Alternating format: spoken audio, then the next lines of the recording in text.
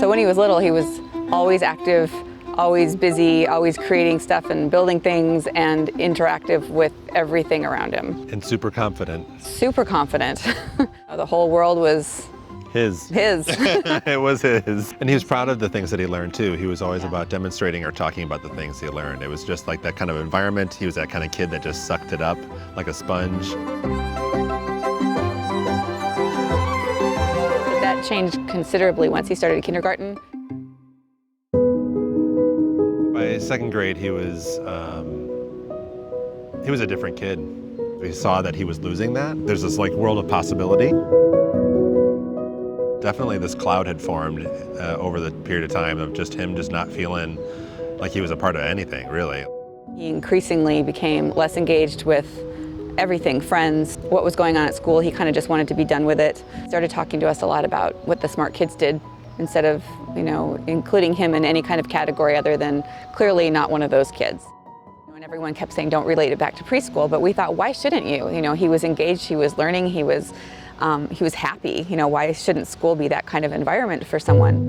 It made me feel a little frustrated because sometimes I would raise my hand when I get confused when I'm reading a question or reading a book or something. And then I realized that the teacher would actually go and help the kids that were like higher up and like the top of the class, I guess. It got to the point where he was crying before school every day, and he was clearly not engaged in anything. He just wanted to be done with school every single day. He wanted nothing to do with it. When you have a student who learns differently, it's hard on the whole system. You question yourself as a parent, you question yourself as an educator, you worry about the well-being of your child. The stakes feel so high. Kind of overshadowed a lot.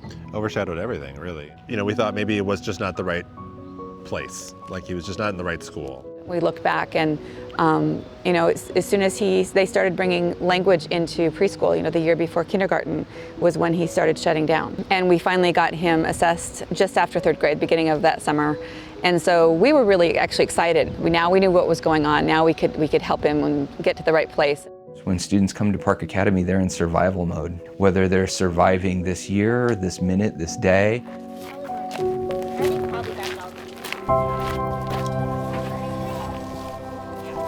He started 2 years ago at Park, and he came in being very shy, a little withdrawn, but there really are different ways to teach, and there are things that teachers can do that help all students, but especially kids that have learning differences.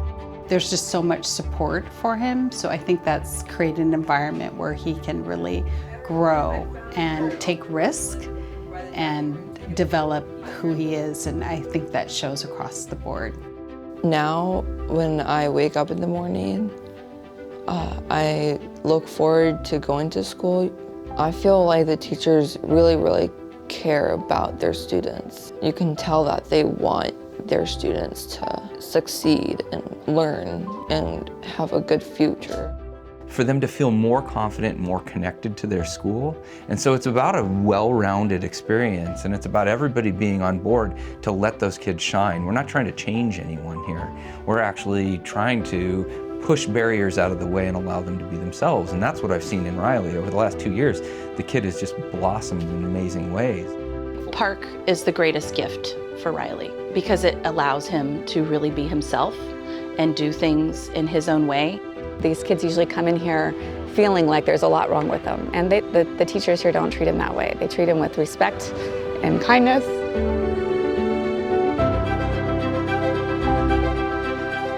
It's been pretty powerful.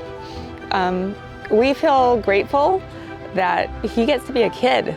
And there's no way to look at it other than the fact that they're doing something incredible that engages him in a way that he wants to do it, he wants to learn, he wants to succeed, and that's all we've ever wanted for him. The transformation is so big when kids who feel truly supported, truly safe to explore, and now he's just, I feel like his true self, and he shines, he really shines. And I think that's just like the community and everybody supporting him, that he feels so comfortable. It's nice that he's willing to let himself be out there and be open and be even a little vulnerable.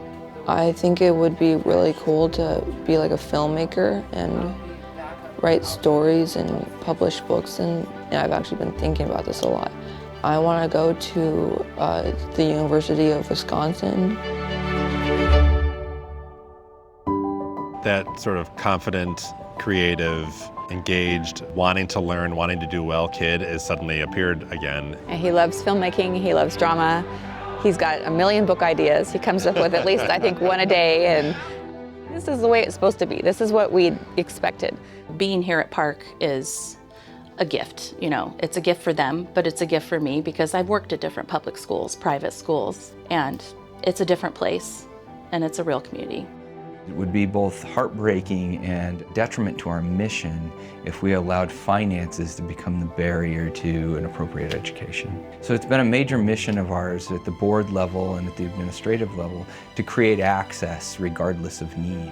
Once you see how happy and engaged a child can be and realize that most of those kids that are struggling don't have to, my hope is that there will be even more of a reach over time.